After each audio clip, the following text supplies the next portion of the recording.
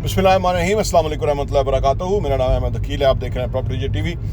अगर आपकी ज़िंदगी में मसाइल हैं, मुश्किलात हैं और चैलेंजेस हैं, तो दो तरीके हैं उनसे निपटने के। पहला तरीका यह है कि उनसे हिम्मत हार जाएं, कबूतर की तरह आंखें बंद करें, हैं जी, और वो चैलेंजेस, मसाइल, मुश्किलात आपके दर पे रहेंगे, ये गुजरेंगे नहीं। बिल्ली या कबूतर जब आंखें बंद करता है वो बिल्ली जाती नहीं है, उसको दबोच लेती है। इसी तरह मसाइल, मुश्किलात आपको दबोच लें और आप अपनी मौत आप मर जाएं और एक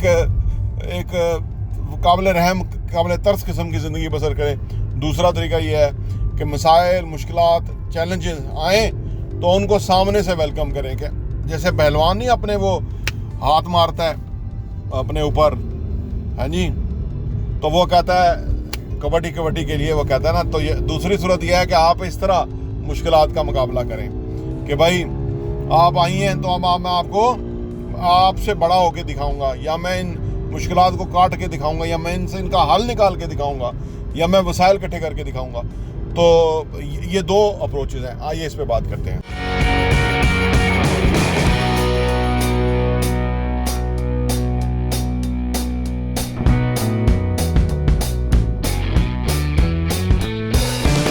कहते हैं कि जिंदगी जिंदा दिली का नाम है, मुर्दा दिल क्या खाक जिया करते हैं। दूसरा यह है कि जो टीपू सुल्तान का मशहूर है कि शेर की एक दिन की ज़िंदगी गिदड़ की 100 साल ज़िंदगी से बेहतर है। जब डर के मार के जीना, तो उस जीने से क्या फ़ायदा है कि आप एक भरपूर ज़िंदगी जिएँ, जितना भी जिएँ अच्छा जिएँ। तो इसलिए ज़रूरी है कि आप मसाइल से आंखें ना चुराएं। देखिए, दो ही तरीके ना, मसाइल से आंखें चुराएं या मसाइल का सामना करें।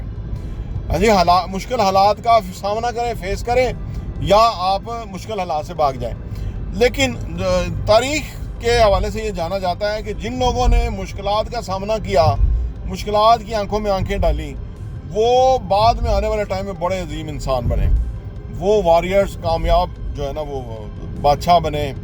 वो लोग जो थे, वो जो गरीब लोग थे, वो इतने अमीर रिसोर्स वाले बने के आदमी हैं। आप उसकी मिसाल ले लीजिए, ये जो काई कबीला के बारे में जो हमने वीडियो देखी, जो टर्किश अर्तुगरुल था या उसका बेटा फिर उस्मान था, तो ये जो उन्होंने दिखाया कि वो एक खैमों में रहने वाले बगैर मसाइल वाले लोग इतने बाहिम्मत और इतने बहादुर थे कि उन्होंने बड़ी बड़ी सल्तनत को वक्ता डाल के रखा था। तो ये आप उनकी अगर ड्रामे से आप कुछ डिपिक्ट करें तो वो ये है कि अल्लाह पे ईमान, सादा तर्ज ज़िंदगी और बहादुरी, जुर्रत, है जी, अक्ल, फ़हम व फरासत वो इस्तेमाल करते थे। और उन्होंने दुनिया की बड़ी बड़ी ताकतों को जो है वो फिर ज़ेर नगू किया और वो हुक्मरान बने। और फिर 600-700 साल तक सल्तनत उस्मानिया कायम की, जो कि जनरेशन्स ने कायम की थी। अनफॉर्चुनेटली वो फिर इतने अरसा ही चल सकी, उसके बाद नहीं चली। लेकिन बहरहाल उन्होंने जो काम किए, जिस तरह से उन्होंने जो खैमों में रहते थे, चरवाहे उनको कहते थे, जो भी उनके दुश्मन थे उनका तमस्खुर उड़ाते थे कि ये चरवाहे हैं। लेकिन चरवाहों ने फिर उनको उनकी नानी याद कराई। उन्होंने फिर उनको ऐसा धोया कि उन्होंने फिर अपनी सल्तनत कायम की, और वो सल्तनत फिर कई साल जिंदा रही।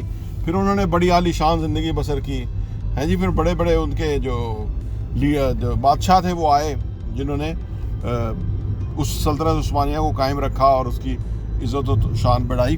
तो अर्ज़ करने का मतलब यह है कि दो तरीके हैं ज़िंदगी में जीने के। मुश्किलात से डरने वाले लोग वो अलग होते हैं, वो भीख मांगते नज़र आएंगे आपको, हैं जी, वो कर्जा लेते नज़र आएंगे। और दूसरे वो जो मुश्किलात आए उनके सामने डट जाते हैं, हिम्मत का मुजाहरा करते हैं, जुर्रत का मुजाहरा करते हैं, मुश्किल काटते हैं, पी काटते हैं, और उसके बाद फिर उनकी एक शानदार ज़िंदगी, यानी शानदार इनिंग्स शुरू होती है कि जिसमें वो फिर एक बेहतरीन ज़िंदगी जीते हैं और वो एक इज़्ज़त से जीते हैं और फिर इज़्ज़त से मरते हैं। तो ज़रूरी है कि हम मुश्किलात, मसाइल, परेशानियाँ, तकलीफ़ें आएँ तो उनकी आंखों में आंखें डालें, जुर्रत से उनका मुकाबला करें, और ताकि फिर हम एक बेहतरीन और अजीम शख्सियत बने। प्रॉपर्टी टीवी देखने का बहुत बहुत शुक्रिया।